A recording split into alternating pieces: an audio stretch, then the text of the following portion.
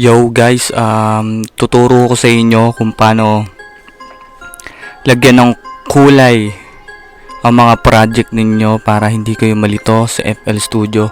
So, panibagong tutorial na naman to. Ituturo ko sa inyo kung paano lagyan ng kulay or name ang bawat project ninyo sa FL Studio para hindi kayo malito. Para sa mga beginners lang to.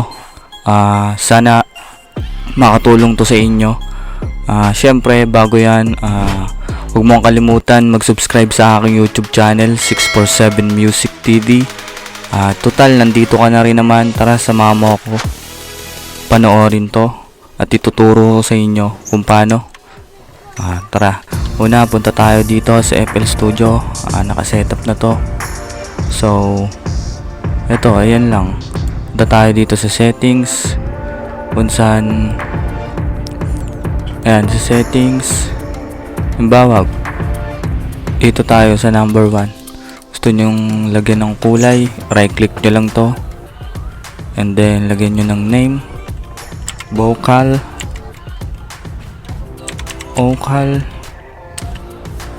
and then gusto nyo lagyan ng kulay, right click nyo lang and then change color. Ayan na yun.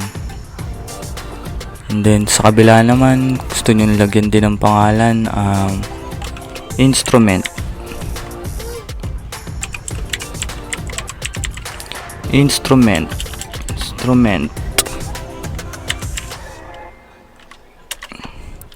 And then gusto nyo right click nyo lang din, lagyan nyo ng color. Yan. Ayan yun.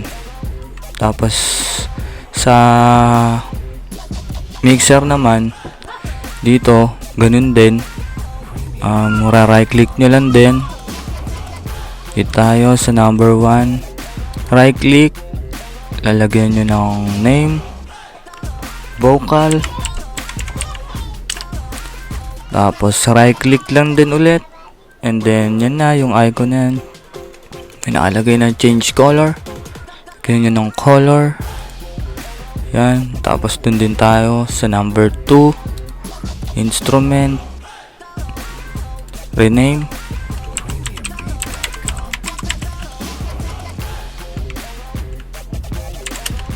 And para hindi kayo malito sa project na gagawin ninyo, setup nyo na kaagad yung pangalan, yung name na ilalagay nyo para pag nag-start kayo, hindi na kayo malilito.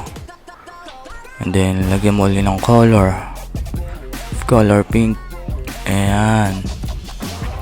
Ganun lang, sobrang simple lang at sobrang basic lang na yung tinuro ko ngayon. Sana kahit papano sa mga beginners nakakatulong din ako. Syempre ito talaga yung ginagawa ko para mag-share lang sa inyo ng konting kaalaman sa mga baguhan, sa mga bago pa lang nagsisimula sa ganitong larangan, sa mga tulad din natin na nagra-rap. Pwede ito at makakatulong to sa inyo. So ayun na yung lahat ibinigay ko na sa inyo at sana nagustuhan ninyo. Syempre huwag niyong kalimutan mag-subscribe sa aking YouTube channel 647 Music TV at patuloy pa tayo magpo-produce ng mga ganito na ideas para sa inyo. At maraming salamat sa inyo guys at sana nakatulong ito, and peace out. Yeah.